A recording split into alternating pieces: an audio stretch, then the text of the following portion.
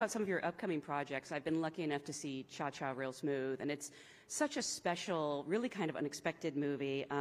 Sweet film from Cooper Raiff, where you play the mother of an autistic teenager, and he's, I guess, a bar mitzvah DJ, you would say? Yeah, he's a party starter. Yeah, party starter. Such a brilliant idea. And it'll be premiering on Apple TV+.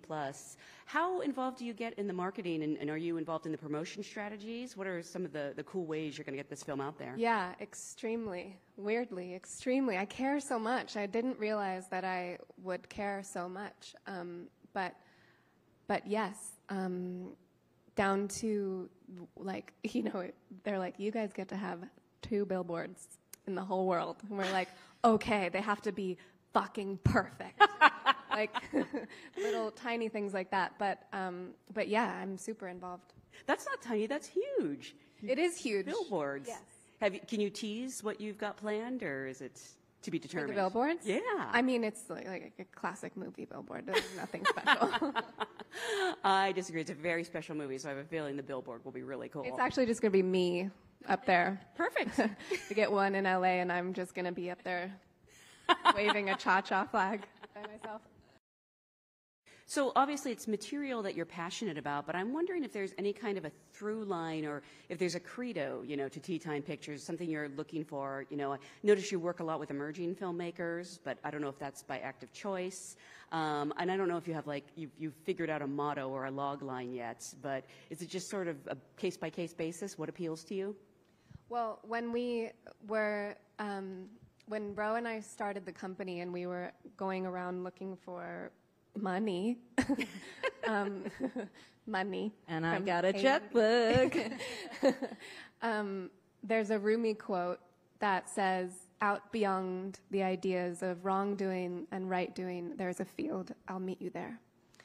And that, to me, is even like the T, the logo of Tea Time is sort of like 2 parts coming together to create something, but still separate and still different. And there's no credo, there's no mandate. It's not like we make only one kind of movie with one kind of person. I think there's so many different worlds and people inside my mind and in my heart that I want to be able to amplify all of those voices on screen in whatever capacity. So really, honestly, it has to be excellent, and the people have to be remarkable.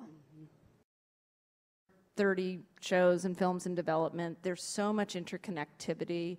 We have a handful of shows with Zoe, handful of shows and movies, and there's a handful of people that we work with in creating that vibe of a place that people can call home.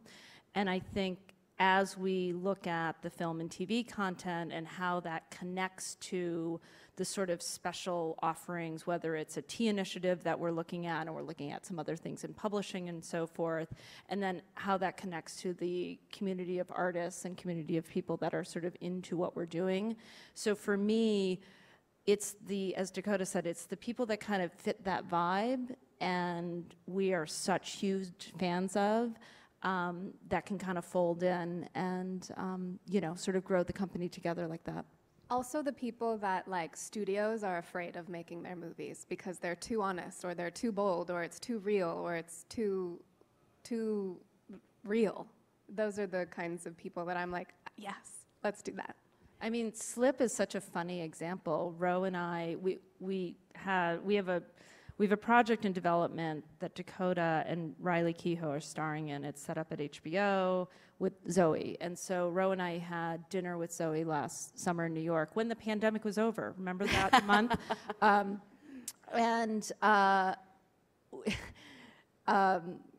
want to be careful of how I say it. So I said to Zoe, I said, you know, you should do something kind of fun and cool, like the new Sex and the City had just come out. I was like, maybe something younger and cool. Better.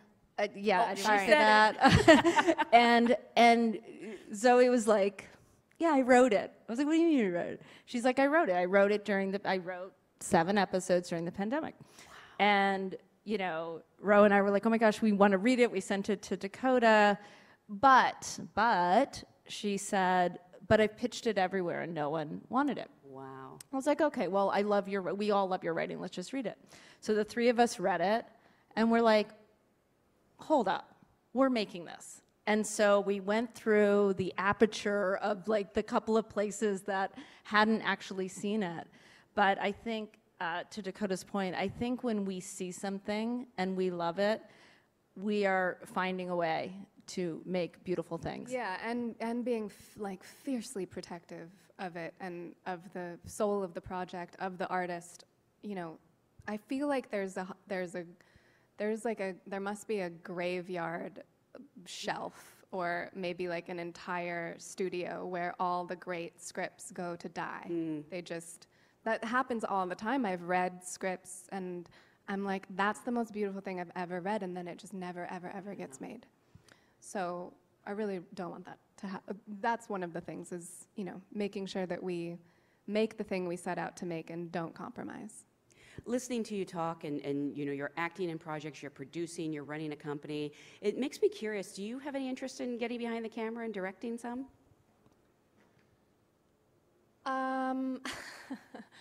I don't know. Can I?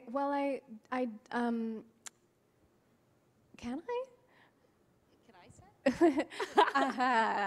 say?